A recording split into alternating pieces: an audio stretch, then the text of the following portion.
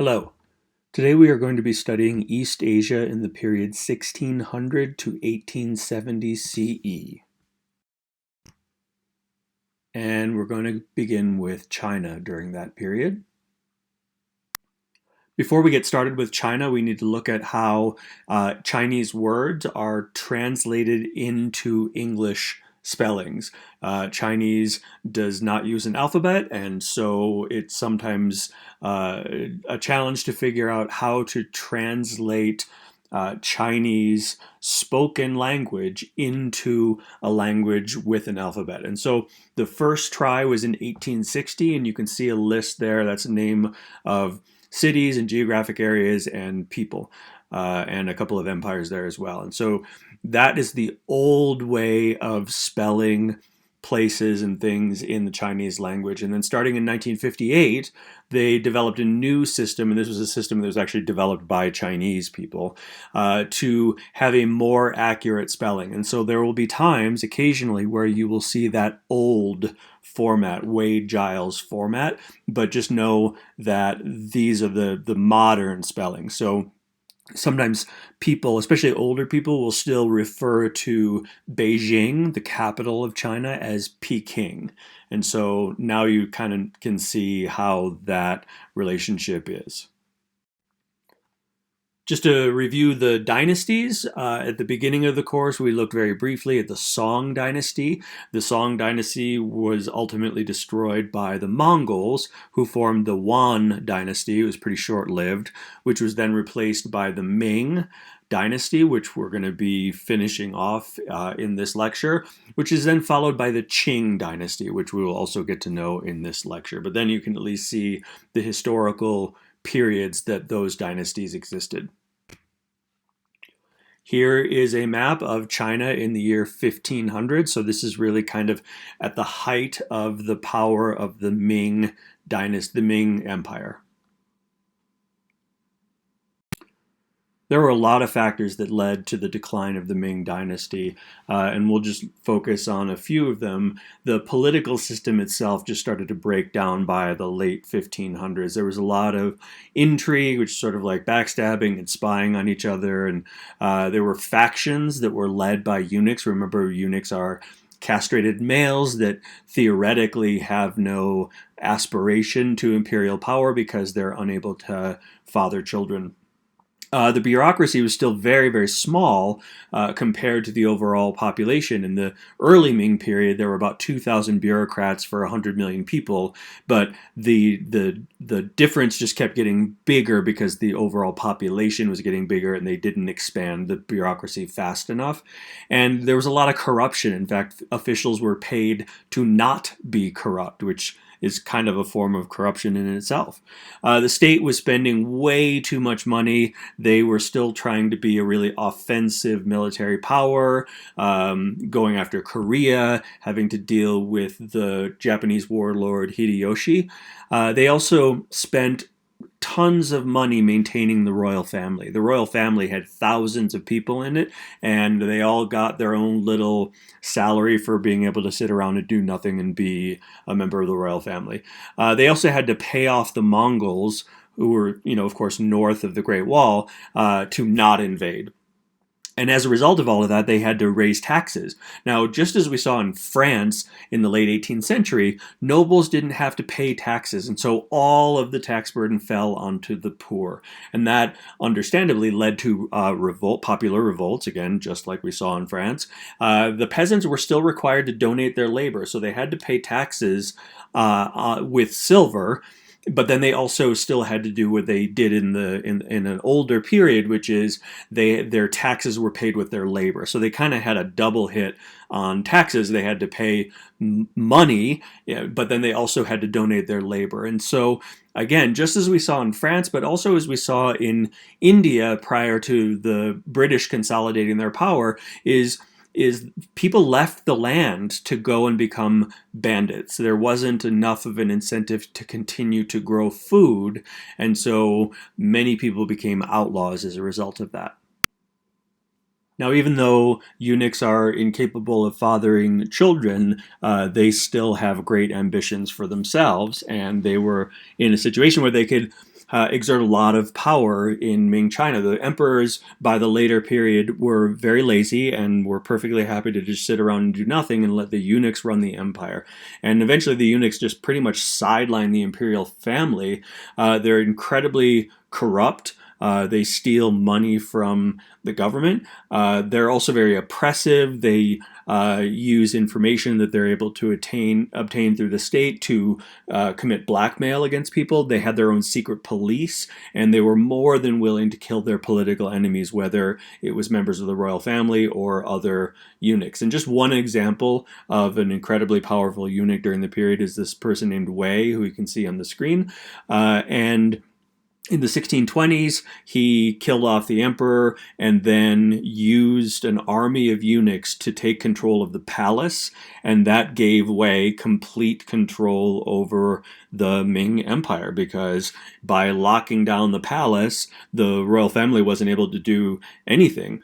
And then Wei took that advantage to kill off all of his political enemies. He did raise taxes severely because he was ambitious and wanted to continue the conquests of the Ming Empire, but he was assassinated in 1627. Needless to say, not a popular figure. One of the things that we see across Eurasia when kingdoms or empires decline is that part of the reason is that there's a decline in the military. And with the later Ming period, the army fought very poorly against the Japanese. There was no pride. There was very low morale. And a part of that was because, one, they didn't have very good leadership. And two, most of the people in the army were either ex-convicts or drifters or bandits. So even though there's a big army, it's very inefficient and technologically inferior. And it's also short on money because of the amount of graft that is happening. That's where you're stealing money directly from the government. They couldn't even stop banditry within China.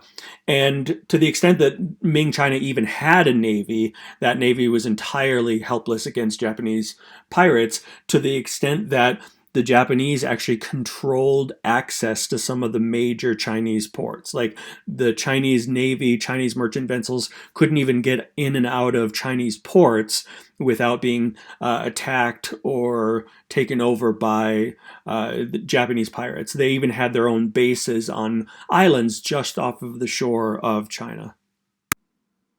All of those factors led to the collapse of the Ming dynasty. Economic conditions were continuing to get much worse. Banditry was bad, partly because of poverty and partly because they could make a good living trading with those coastal pirates. There's famine, there's runaway inflation. The coastal pirates actually kind of stopped being Japanese, or they're just become a lot more Chinese pirates, again, because of the economic decline. People are looking for new ways to be able to make a living. Just the overall philosophical structure of society was changing. The ideals within Confucianism, they're in decline. And ultimately, by the 1630s, the people have just lost confidence in the government. There's this concept of the mandate of heaven, which says that you are sort of divinely ordained to rule China, and people just start to think that the Ming have lost the mandate of heaven. At the very end of the period, Beijing is captured by a warlord named Li Zicheng, and after capture, the last Ming emperor commits suicide. We've mentioned piracy several times, and there's some specific reasons, including some geographical reasons, why piracy was so rampant along the coast of China. For starters, it's very difficult to patrol. In a lot of regions in southern China, the mountains come right down to the shore in a way that's not really the case in North America. And so you can see just one little inlet there in the image on the screen. It becomes very difficult for law enforcement or Navy to patrol this region because there are so many of these little inlets like that. There's just lots of places to hide. And piracy really doesn't stop being a problem along the Chinese coast until the 1950s, when the communists in China were able to finally put a stop to it. Now, the warlord Li Zicheng did not actually end up being able to form a dynasty. There was a lot of resistance to that, and some of that resistance came from the Manchurians. Now, Manchuria is a region to the northeast of central China. It is a part of the modern nation state of China. It's the region that is immediately to the north of the Korean Peninsula, and they're not ethnically Han Chinese, although they adopted the Han Chinese culture and political system and Confucianism overall. By the mid 1600s, they're kind of culturally indistinguishable from the Han, but they do have a separate language, and so that's one difference between the Manchurian people and the Han Chinese. The Manchurians are able to force both Mongolia and Korea to become vassals of Manchuria. And after the fall of the Ming Dynasty, there are still military forces that are loyal to the Ming Emperor, even though the last Ming Emperor has already committed suicide. But one of those Ming generals invites the Manchurians to come down into China to recapture Beijing from that warlord Li. They did. They were perfectly happy to come down and then never leave. So they were invited in to essentially conquer China. But it took 40 years to completely conquer all of what had been Ming China. After conquest, the Manchus found a new dynasty called the Qing dynasty. That is how you pronounce that word. They had to fight loyalists to the Ming Empire, even though the Ming Emperor was already gone, until the 1680s. The Manchus only represented 1% of the population of China, so it's definitely minority rule. And they discouraged Han Chinese from moving to Manchuria. They wanted to keep Manchuria as an imperial preserve only for the Manchurian people, the Manchus. It was a very successful dynasty for the first couple hundred years. There was a lot of peace and prosperity. The Manchus created a new law code that was then going to be consistent across China. And they did maintain all of the imperial traditions. They were not attempting to change the culture of China. Very similar to the Mongols. The Mongols weren't interested in applying their culture and their system of government onto the Chinese people. They adopted the government and the culture of the Chinese people. And so we see that same thing here. They maintain a very conservative and traditional imperial structure. They were very resistant to change, and this ultimately leads to their downfall. They kept that very large, complex imperial bureaucracy as well. So they really didn't change very much of Chinese culture or systems of government. The Qing set up a pretty effective system of government. The overwhelming majority of government officials remained Han Chinese, but they reserved the highest levels of the bureaucracy for Manchu aristocrats. And the Qing emperor actually appointed every official within the empire. So you can kind of imagine how much time the emperor had to spend on just picking people for their jobs within the government. The provinces were administered by a team of one Han Chinese official and one Manchu official, and they had to agree on everything. And so that's how the Manchus were able to maintain power across all of China despite only being 1% of the population. But, as was the case under previous dynasties, the provincial nobility still had most of the power at the local level, but it could obviously be overruled by those provincial administrators. The bureaucracy is still huge, but the number of administrators didn't grow. And so similar to what we saw at the end of the Ming Dynasty, the bureaucracy becomes very, very stretched. You know, if one administrator is responsible for a province of 25 million people, that's going to be a little bit of a challenge to maintain. They did help expand the communication network all across China. They had a very extensive postal system, very similar to what we have today. And there were thousands and thousands of miles of roads that really kind of rivaled the Roman Empire back in its day.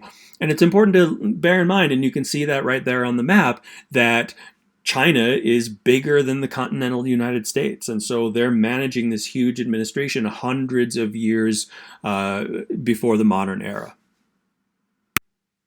There was a lot of economic growth in the early part of the Qing dynasty. The population tripled between 1650 and 1900. And to put it into context, in the year 1800, China had a larger population than the United States does right now.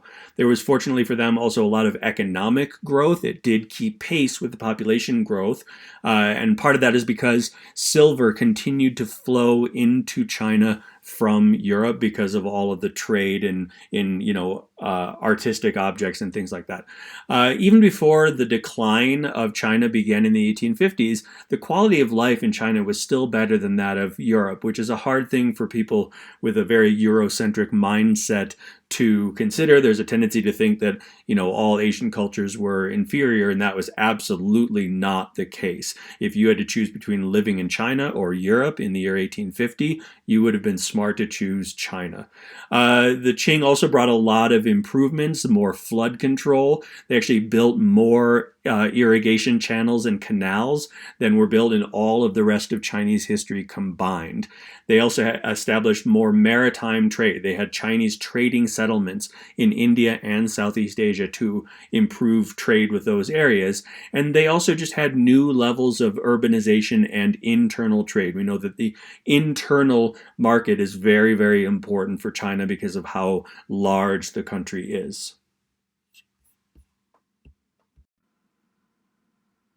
When your population is growing, you need to make sure that your agricultural production is also growing.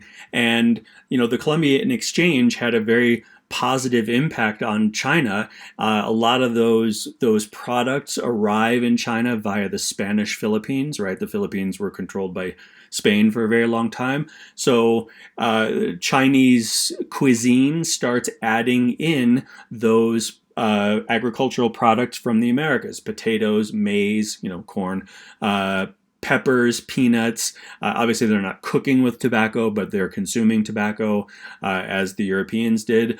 In order to be able to fully expand their agricultural production, they needed more fertilizer. And so they decided to actually start using human manure in their agricultural expansion. It's sort of gross, but it works just as well as cow poop does. They also had to expand the amount of actual land that was cultivated. And, they'd already used up most of the land that was kind of easy to get to. And so what they did is they started pushing farther south in China, and they went up into the South Chinese hill country, and this is what you can see in the image right there.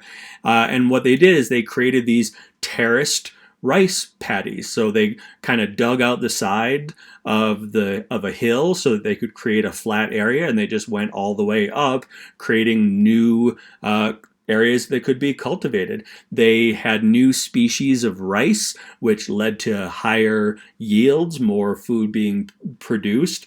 A big downside of this, though, is that a lot of the Han Chinese ethnic groups get pushed out of that hill country. It's important for us to remember that China is a multicultural, multi-ethnic place. It is not a uniform society. It is not only the Han Chinese. There are lots of other ethnic groups, and not just the Uyghurs in Xinjiang province or the Tibetans. There are lots of other smaller ethnic groups as well with their own languages and customs and everything. And so those people are disadvantaged by the desire to grow more food.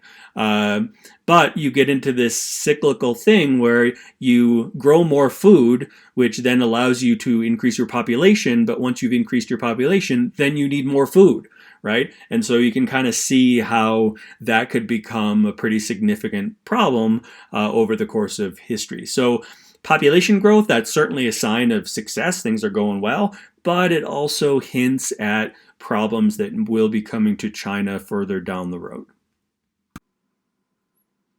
As we know, by the year 1650, the Europeans are sailing all over the world and they're sticking their nose into everybody's business, whether they like it or not.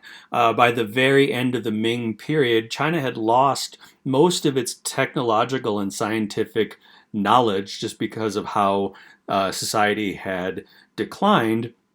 And because they weren't updating any of their astronomical charts, they looked in the sky and they saw how it didn't match what they had on paper. And rather than assuming that the paper was wrong, that there was something wrong with the humans who developed it, their assumption was that the heavens were out of order, like the sky was wrong, which sort of suggests a high level of arrogance.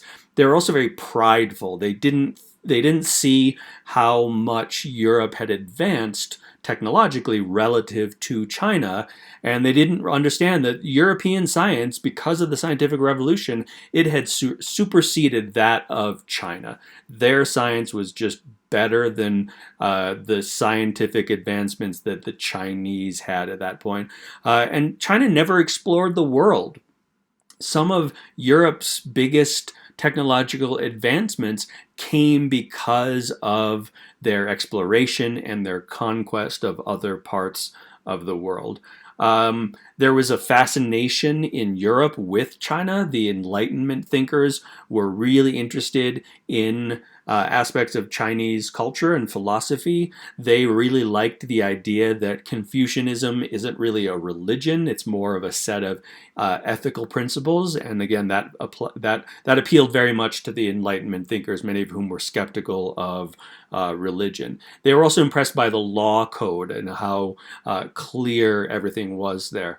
Just about anything from China was very popular in Europe in the 17th and 18th centuries. So not just, philosophy or law, but also anything in the arts was super popular in China during that period. But the Europeans were really only allowed to go to one place in China, and it was a coastal city called Guangzhou. And that's as much territory as the Europeans are initially allowed to be on in China.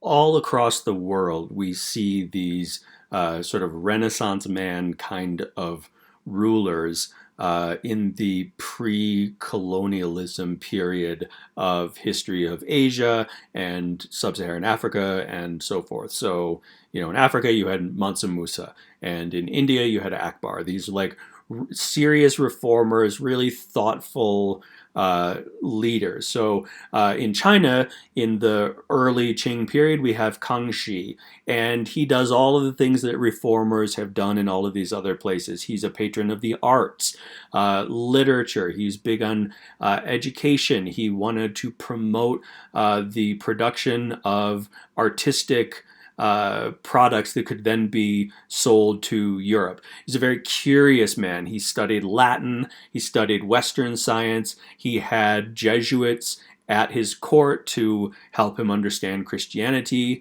He commissioned a dictionary that is still used in China today, as well as the first encyclopedia in China, which ended up being 5,000 volumes. So that would be a hard thing to look through. That's like if you printed the entire internet. He expanded education, not just for the wealthy, but for the gentry, the petty nobles, as well as what they refer to as quote unquote worthy commoners. So clearly not everybody, but if you demonstrate merit, then you can get more education than you would have been able to get during the Ming period. Kangxi was a good administrator. He was one of the few that's not corrupt. He was very interested in local affairs all across China, and he toured the entire country 6 times. Imagine trying to do that before air travel or railroads or anything like that. He traveled all across this massive country 6 times over the course of his reign. He was also very effective militarily. He was able to reconquer some provinces that had drifted away from China, as well as Mongolia, which had never, since the Mongol Empire had not actually been a part of China. There was a rebellion in Tibet that he was able to successfully put down, and you even have the Russians starting to push into northern Manchuria. Again, northern Manchuria is right up against Siberia. And so the Russians at this point are starting to sniff around in China, and Kangxi is able to toss them right out of Manchuria. Kangxi's grandson Qianlong ruled for most of the 18th century, and in the early period of his reign, he's a pretty good guy. He was humane. He wanted to maintain the administrative model that his grandfather set up. He was a great patron of the arts. He refurbished and rebuilt the old Ming palace. He was a patron of education. However, he was willing to censor anything that he considered to be seditious. And, when you're an absolute monarch, anything that you don't like could be labeled seditious. Early on, he was also successful militarily. He destroyed the Mongols as a military threat for good.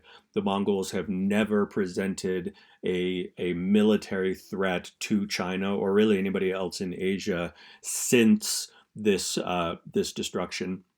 He also subjugated the Xinjiang province, which is in the far western part of China that has a majority Muslim population, as well as Tibet. And he continued the practice of exacting tribute from smaller countries around China to essentially, make sure that China decides not to invade them. So that would be Nepal, which is just to the north of India. It's in the middle of the Himalayas, and northern Vietnam, not North Vietnam, the more the country from the 20th century, but just the northern part of Vietnam, as well as Burma. As we said, the early part of Qianlong's reign was pretty good, but as he got older, he kind of started slipping. He got a little bit more hedonistic. He surrounded himself with people, yes men, just tell him whatever he wants to hear. He allowed corrupt people to run the empire. He still wanted to show respect to his grandfather, though, because he reigned almost as long as his grandfather Kangxi, but he stepped down just short of the amount of time that his grandfather ruled. He didn't want to end up being on the throne longer than his grandfather as a gesture of respect. Now, we said that he allowed corrupt people to kind of run the empire for him. Well, the most blatant example of that is this guy who you see on the screen there named Hessian. He was entrusted to govern the China, but he stole a lot of money from the treasury. He committed large acts of graft, and in the 1790s, he may have been the wealthiest human being on earth due to the amount of corruption and stealing from the treasury. But once Qianlong died, that was his patron. He didn't have anybody to protect him anymore, and they forced him to commit suicide. Sadly, it's this period towards the end of Qianlong's reign that kind of makes corruption and nepotism and graft be kind of commonplace in China. As we said, corruption becomes the norm, and who you know becomes more important than what you know, which sounds a little familiar to those of us living in America in the 21st century. Education is no longer the key to advancement in Chinese society as it had been for centuries. You take the civil service exam, you do well, you get a job in government, and it's a meritocracy. It's based upon what you know, and that changes during this period.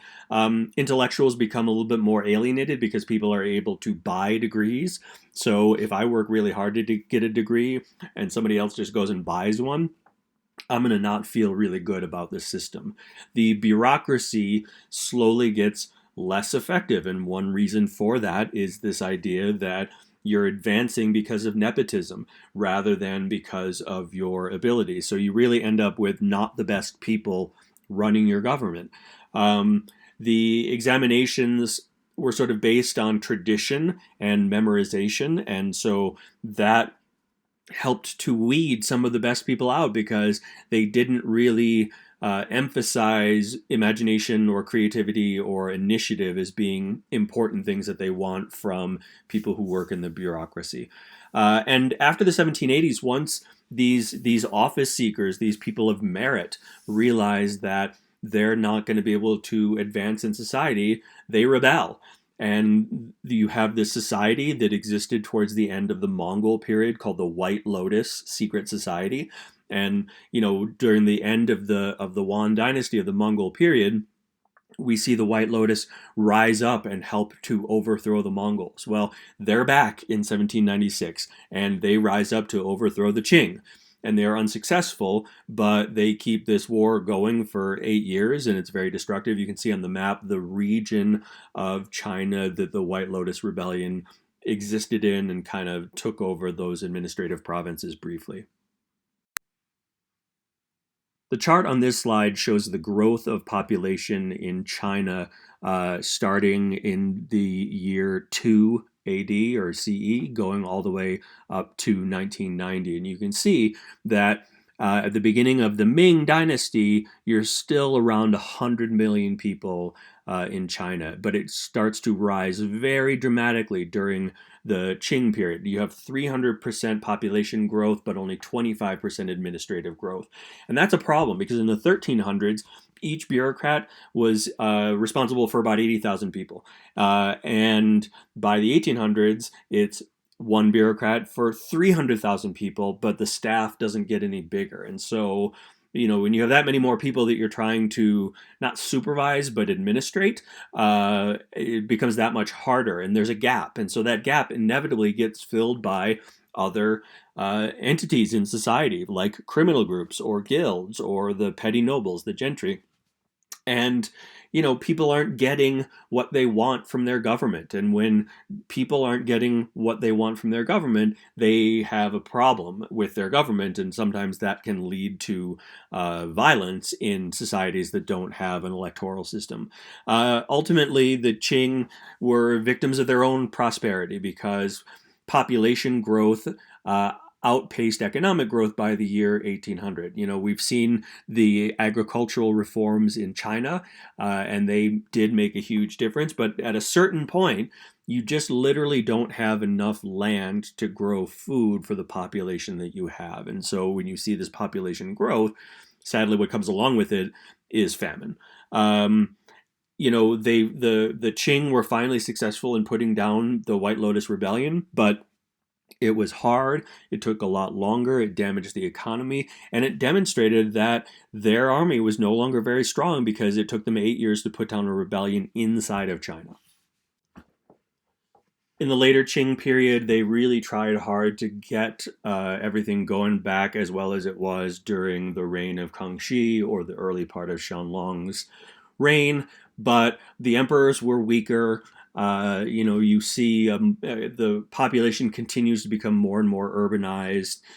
They continue to patronize the arts, which is great, and they made more attempts to reform their society, but ultimately the society is getting more and more complacent. They're just not. They're not keeping up with population growth. They've maxed out their agricultural technology. They just cannot physically grow any more food, and that is going to become a problem.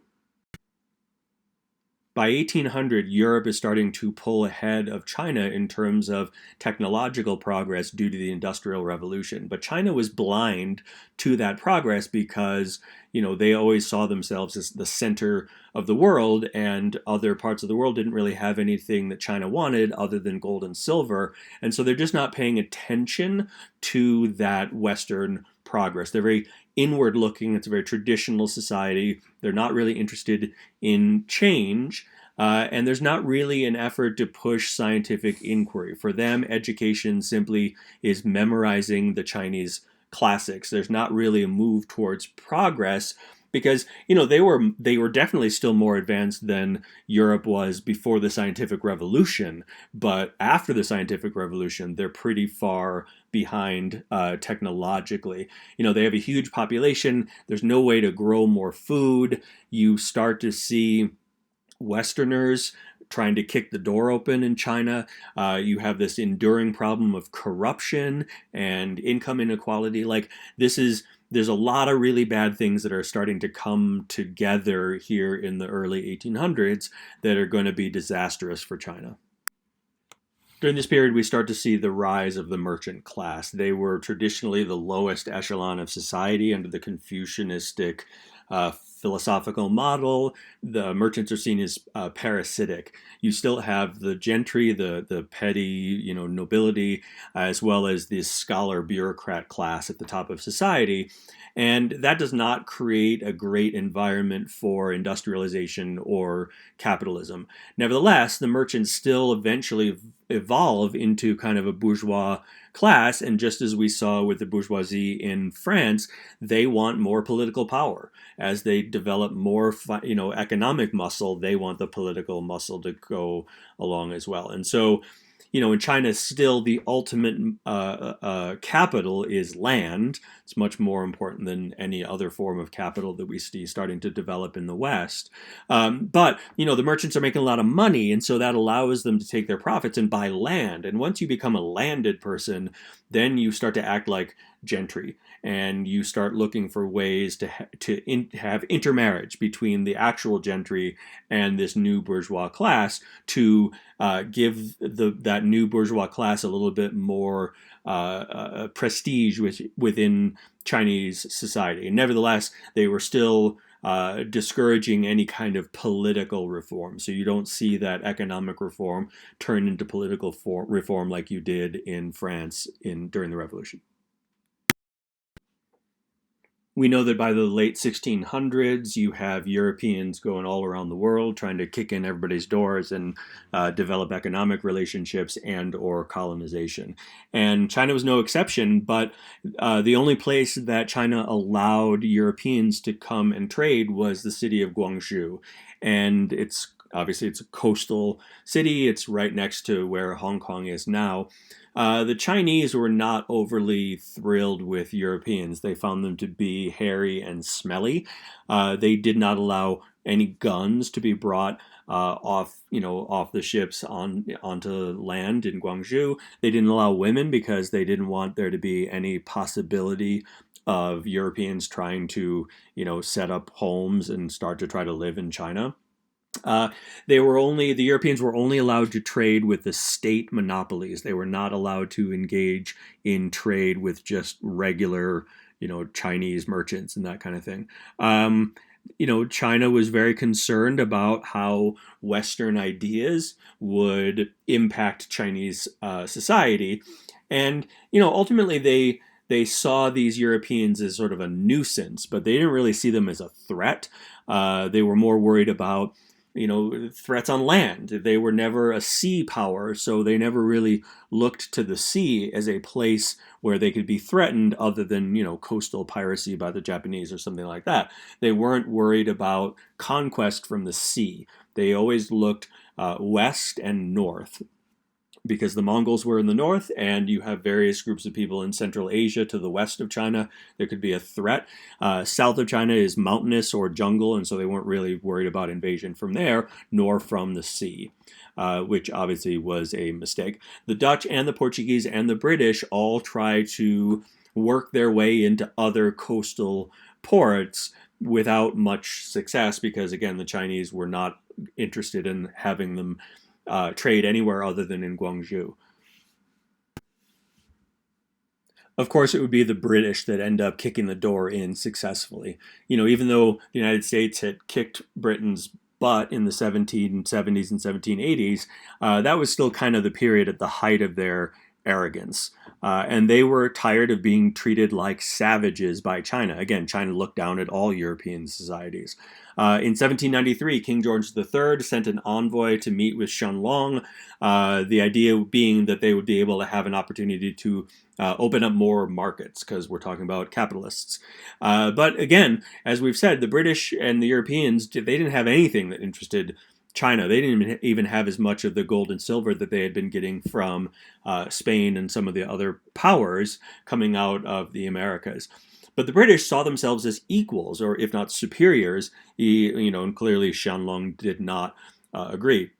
There's this ritual bowing that was expected of anybody coming to meet with the emperor called a kowtow, and George III's envoy refused to do it. The only thing that he would do is bend the knee as he would do before an English king. And in this image you see on the screen, that is Viscount Macartney kneeling before Qianlong. Qianlong was so offended, though, that he never formally met with Macartney. All he did is he sent a letter back to King George, kind of mocking him over there on his, quote, lonely and remote island. China was so disconnected from the world, and they weren't a sea power, that they didn't understand exactly how powerful the British were at that point. But the British recognized that there was a lot of prosperity in China and a lot of opportunities to take advantage of China economically. In the 19th century, drug abuse became a huge problem in China, specifically the drug known as opium, which can be further refined into a drug called heroin. For centuries, the flow of silver had been from Europe to China because they were so interested in trade exports, but that flow begins to reverse because of opium. People start using opium recreationally in the late 1700s in China. People become addicted. That cycle of addiction is another reason that society starts to fall apart a little bit.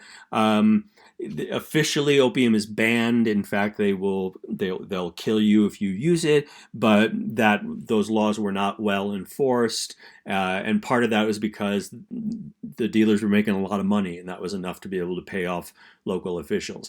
All Westerners were smuggling opium into China, including Americans. There were American smugglers who were funneling opium from India to the South Chinese coast, but mostly it's being run by the British.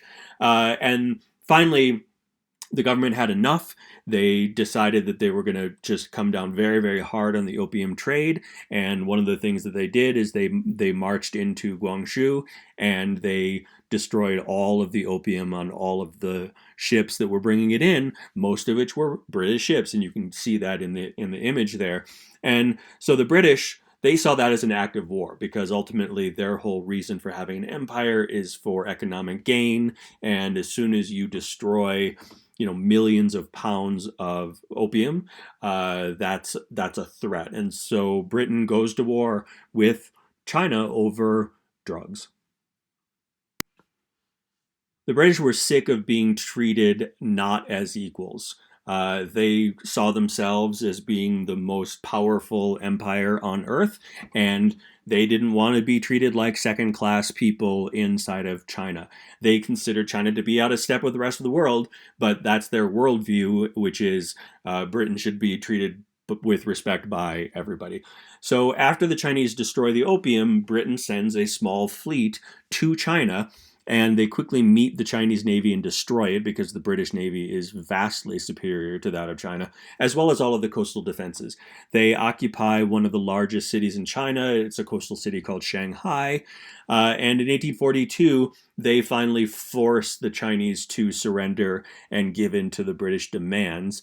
It becomes clear to the Chinese people that they're not as advanced militarily as that they thought that they were when they were beaten so handily by an inferior power from a quote-unquote lonely and remote island. China is forced to give Britain an island off of the coast of China near Guangzhou called Hong Kong. And you can see an early engraving of Hong Kong shortly after it was taken and started to be fortified by the British. So here is China in 1842, and the red marks represent all of the places that the British attacked during the First Opium War. You can see Guangzhou there at the very bottom, and just to the right of Guangzhou is Hong Kong. And to look at Hong Kong a little bit more closely, you can see in the circle on the upper left, you can see where Hong Kong and Guangzhou are. And then the larger map here, if you see the place called Canton, Canton, that's Guangzhou. That's one of those Europeanized spellings for a Chinese place. And then in the lower right-hand corner, you can see Hong Kong Island. Now, the modern day Hong Kong wraps all the way around that entire bay. Like it's a huge, massive megalopolis that goes all the way from Hong Kong up to Guangzhou and then across to a couple of places on the western part of that bay that used to be a Portuguese colony called Macau. We're going to move on to Japan now. Picking up where we left off the last time we looked at Japan, which was in the late 1500s, it's important to remember that this was a feudal society, so Japan wasn't really one thing. It wasn't a unified place, and there were geographic reasons for that, and if you look at the previous video on East Asia, that'll give you some more explanation there. But, Japan is small, it's got a fairly small population, and it's very divided amongst these various clans, and there's a pretty big divide between urban Japan, the larger cities, and the rural area. But they did dominate the East China Sea by 1500. Remember, China's not a sea power, and so it's really Japan that's going to be controlling that particular area of the sea. Japan did develop a pretty strong merchant class. Foreign trade is important if you're an island country that doesn't really have enough arable land to be able to grow food. So you don't have this reactive negativity towards the merchant class as you do in China. You have all of these feudal lords, right? It's a feudal system. So yes, you have an emperor at the top, but it's a ceremonial position for now. And then you have the shogun, who is officially the military advisor, but is the de facto ruler. And then the shogun has all of his daimyo, these feudal lords. But by the year 1600, they're pretty independent. We see this dictator come in at the very end of the 16th century, and he's able to conquer most of the largest island in Japan, which is Honshu, and he in fact went on to invade Korea in 1592. But he died pretty suddenly, and he was replaced by his top daimyo, who is a guy named Tokugawa Ieyasu, which I probably mispronounced. Tokugawa is a pretty important guy, as you will see, and he continued Hideyoshi's efforts to consolidate Japan, so he maintained his control over the island of Honshu, which included the two largest cities in Japan, Edo and Osaka. He built a massive castle in Edo that was 2 miles across, massive castle. And his reign really kind of launches this period, 2 centuries of peace and prosperity in Japan. And a lot of that had to do with the structure of government that Tokugawa developed. He created a state council of advisors, and he also created the position of prime minister. It's not the exact term, but it's the same basic idea. And this was really good because it ensured government stability. If you have an absolute monarch, the country is only going to be as successful as the monarch is, right? As qualified as the monarch is. And so, you see these places all across Europe and Asia where, you set up a good system and then you get a bad ruler and it destroys the whole system. So Tokugawa was trying to build a system that would last even if there were bad emperors, which inevitably they're going to be.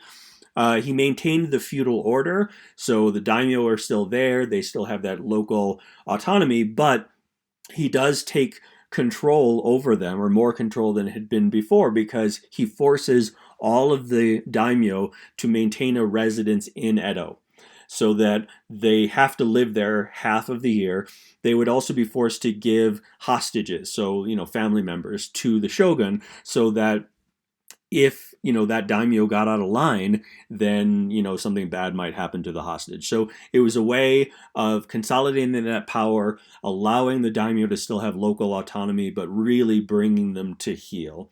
And then he wanted it to be male primogeniture, and so he transferred his authority as the shogun to his son before his death to establish that tradition.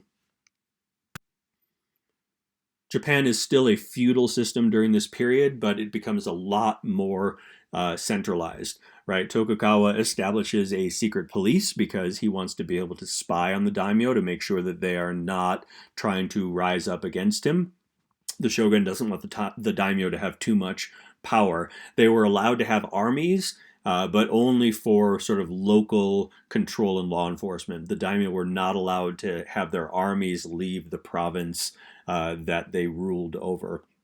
They had about the same level of societal sophistication as Europe in 1600. So, Japan is definitely keeping up. The samurai we've talked before, they're military officers, but they're more administrators than the sort of pop culture idea of what a samurai is and what a samurai looks like and that kind of thing.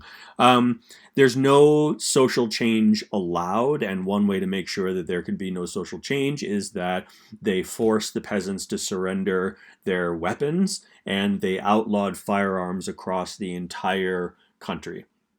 The shogun were great patrons of the arts. You have specifically some traditional Japanese art forms, kabuki theater, haiku. I think probably everyone who is listening to this has written haiku before. And then there's a particular type of visual art called woodblock printing.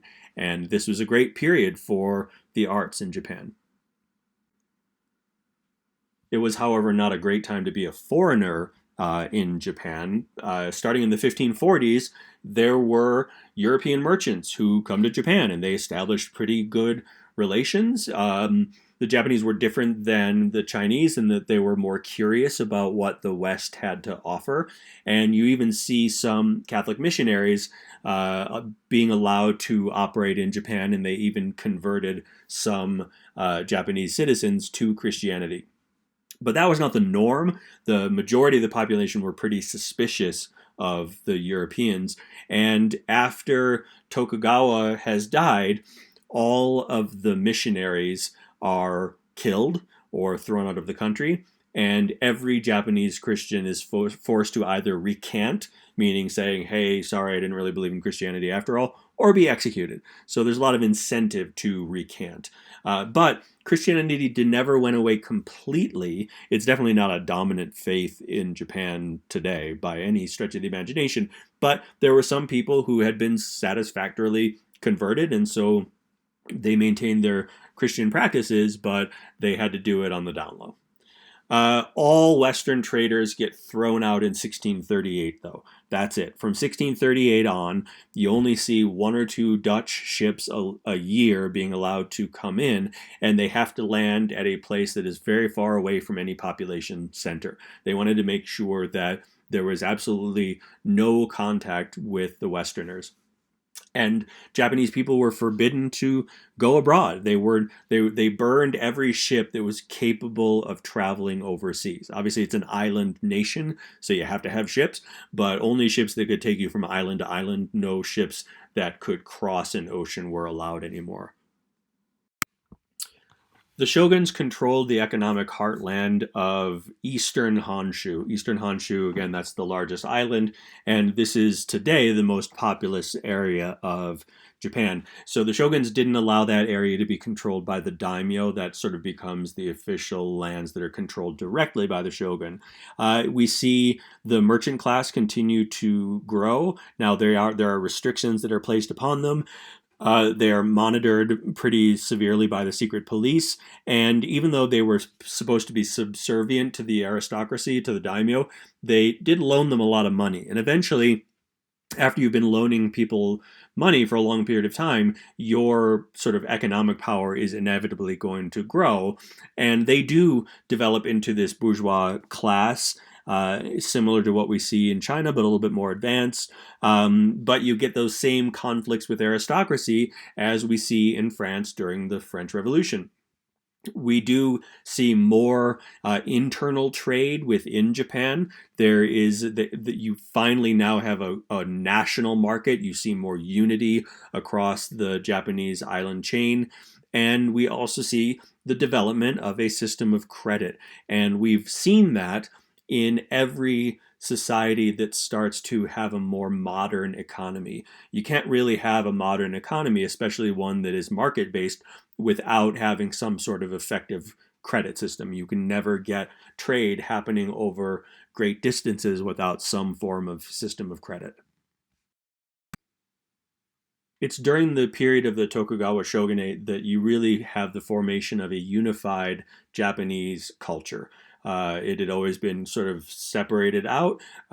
Feudalism helped with that process, but by the 19th century, we're looking at a united Japan. And one of the things that the Tokugawa shoguns used to promote that unity is the Shinto religion that had existed for a long time but was not being practiced by too many people by the 19th century. It was mostly Zen Buddhism and Mahayana Buddhism overall that were that were the forms of religion, along with Confucianism, which is more of a philosophical structure. You have that really emphasis on the nuclear family and respecting elders and that sort of thing. That's all from Confucianism, and that was still pretty dominant in Japan. The Japanese were more open to cultural exchange with Europe. Again, we're not trading so much, but there is more openness by the 19th century. Japan started to study Western medicine in the 19th century, and they realized that it was superior to Chinese medicine, or so they felt. And so you see this, there's more openness amongst the Japanese to borrow cultural elements from other countries, right? They weren't resistant to the very idea of anybody else being as successful as China. They're not like that at all. They're much more open. They've always adopted customs and traditions and all sorts of things from other cultures if they saw that there was value in it. Edo is the largest city in Japan. In 1770, there were 1 million people in Edo, and that made it larger than any European city that year. There was a centralized administration. They had a commercial economy. You see a market-based system developing.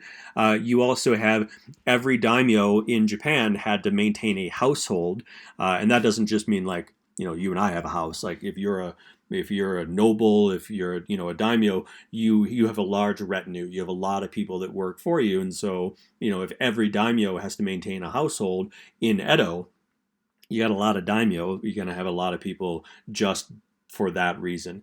Edo was the major port in Japan, but really only for internal trade. Remember, there's only 1 or 2 Dutch ships that are allowed every year into Japan, and they're forced to go to these remote areas. So the trade that's happening in Edo and Osaka, that's all based on the internal market. In Edo, the merchants dominated the culture, which is sort of ironic because you have this perception amongst, in traditional Japanese society that merchants are, parasitic, right? But they are dominant in the culture by the 19th century in Edo. Outside of the castle, right, in the center that Tokugawa built, outside of the palaces, most of the city was built out of wood. And when you build your whole city out of wood, you're going to be susceptible to fire. And the entire city burned down a few times over the years, but every time it happened, it's sort of like clearing a forest. Now you can build bigger and better stuff once everything is burned down, which kind of stinks if it's your house that burned down. In China in the 1840s, it is the British that kick the door in and demand to be able to trade. In the 1850s, now it's the Americans that are kicking the door in on Japan. And, we're doing it for the same reason that the British are doing it. We're really interested in markets. We're not conquerors yet. We will become conquerors. But in this period, we're not conquerors. But we want that trade because we're a capitalistic society. But that desire for more trade ends up actually destroying the Tokugawa shogunate. We were not afraid at all to use military power, and we wanted to trade in Japan, and we weren't allowed to, and so we sent a naval force into Tokyo Bay, led by this guy named Commodore Matthew Perry, and this was to show force, to say, hey, look at us, we're tough guys, you need to give us trading privileges. And if you don't, ... look at our big ships in the middle of the harbor with the guns and everything. So we end up successfully signing a treaty in 1858. The Japanese decided that opening the doors was better than being attacked by the United States. And we even worked out a deal that would allow Westerners to live and trade in Edo and Osaka and 5 other of the larger cities. And once we've cracked the door open, then all the other European powers come in. Well, I shouldn't say other European powers. The other Western powers come in, and they want their own treaties, and they want their own access to markets in Japan as well. The people were not thrilled with this at all. In fact, the Japanese diplomat that signed the treaty with the United States that opened the doors was assassinated. That gives you an idea of just how thrilled the Japanese people were that now you're going to have all these Westerners in all of their cities. And, there's inevitable violence between the Japanese people and the Westerners in these cities as a consequence of these new trade deals. The arrival of the Americans eventually led to the downfall of the Tokugawa shogunate. There was a massive political backlash. Again, the people were not happy about it at all. Because of the violence in the streets between Japanese people and Westerners, it sort of demonstrates that the shogun wasn't able to control the population anymore. Once the shogun shows weakness, then you get the daimyos in the West. They rise up against the shogun and force him to surrender. And at this point, they restore the power of the emperor, and they hand that political power back to this child emperor. You see him in the slide as a young man named Meiji, and the consequence of this is referred to as the Meiji Restoration in 1868. And it ends feudalism.